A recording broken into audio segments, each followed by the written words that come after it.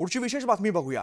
केंद्र सरकारच्या मिशन माओवादी ऑल आउट या अंतर्गत महाराष्ट्र, छत्तीसगड आणि आंध्र प्रदेश यामध्ये मोठ्या प्रमाणात खरतर कारवाई करण्यात आलेली आहे। या कारवाई अंतर्गत 2 दिवसांपूर्वीच माओवाद्यांचा देशातील प्रमुख असलेला गंगन्ना उर्फ बसवराजूचा सुद्धा खात्मा झालेला आहे।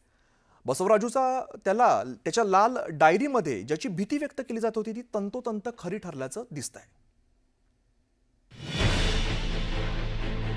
माओवादी सेंट्रल मिलिटरी कमांडचा प्रमुख, भाकपा माओवादी संघटनेचा सरचिटणीस, 500 पेक्षा जास्त जवानांच्या मृत्यूसाठी जबाबदार असलेला मास्टरमाइंड गंगन्ना उर्फ बसवराजू।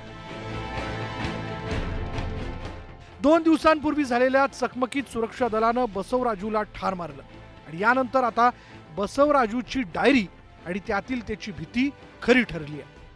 सहकाऱ्यांनो, सावध राहा, जिथं आहात तिथे लपून राहा। DRG म्हणजेच डिस्ट्रिक्ट रिझर्व्ह गार्ड्स तुम्हाला सोडणार नाहीत, तुम्हाला शोधून ठार मारतील। माओवाद्यांचा सर्वोच्च नेता गंगन्ना उर्फ बसवराजूचे हे शब्द आज खरे ठरले।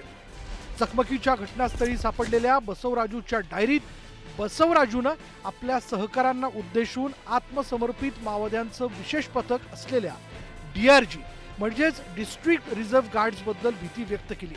DRG पासून सावध राहण्याचा सल्ला देणारा बसवराजू स्वतःच DRGच्या जाळ्यात सापडला आणि त्यांच्याच गोळ्यांचा शिकार बनला। आत्मसमर्पित माओवाद्यांचं DRG हे जे पथक आहे याची दहशत बसवराजूला किती मोठी होती हे त्याने लिहिलेल्या डायरीवरून स्पष्ट होत आहे। डायरीचा जो पान सापडलेला आहे त्यामध्ये स्पष्ट उल्लेख त्यांनी केलेला आहे की लहान कॅडरला उद्देशून की तुम्ही सतर्क राहा, DRG कधीही येऊ शकते तुमच्यापर्यंत आणि तुम्ही योग जिथे आहात तिथंच राहा। देशात ज्याच्यावर सर्वाधिक बक्षीस आहे असा माओवादी नेता गंगन्ना उर्फ बसवराजूला संपवलं ती DRG विशेष आहे। कारण बस्तरमध्ये माओवादी संघटनेत असलेल्या अनेक तरुणांनी सुरक्षा दलांसमोर आत्मसमर्पण केलं।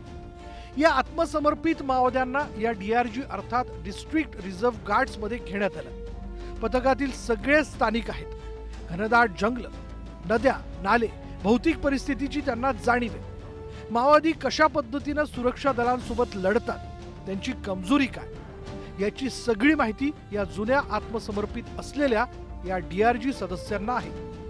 सद्यस्थितीत DRG मध्ये 2000 जवान आहेत। या सर्वांना माओवाद्यांची कार्यपद्धती पूर्णपणे माहिती आहे। म्हणजे डिस्ट्रिक्ट रिझर्व्ह गार्ड याची सुरुवात 2007 मध्ये करण्यात आली। छत्तीसगड राज्यातील सुकमा, बिजापूर, नारायणपूर, चंद्रपूर, खंडागाव अशा जिल्ह्यांमध्ये DRGचे सैन्य जवान आहेत।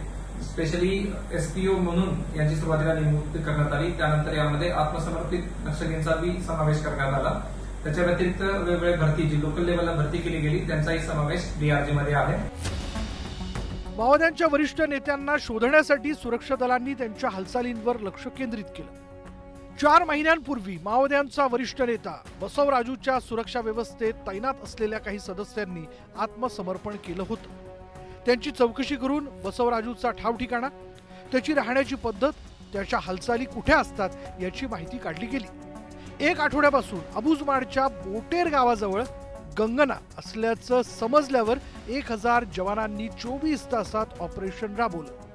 त्या 27 माओवाद्यांसह गंगन्नाचा खात्मा करण्यात सुरक्षा दलांना यश आलं। गंगन्ना उर्फ बसवराजूनं त्याच्या डायरीत ज्या DRGच्या दहशतीचा उल्लेख केला त्याच DRGनं दंडकारण्यात असलेली बसवराजूची दहशत संपवली। त्यामुळे 2026 पर्यंत माओवादी मुक्त भारताची केंद्र सरकारची घोषणा प्रत्यक्षात उतरण्याची चिन्ह निर्माण झाली आहे। महेश तिवारी, न्यूज 18 लोकमत, गडचिरोली।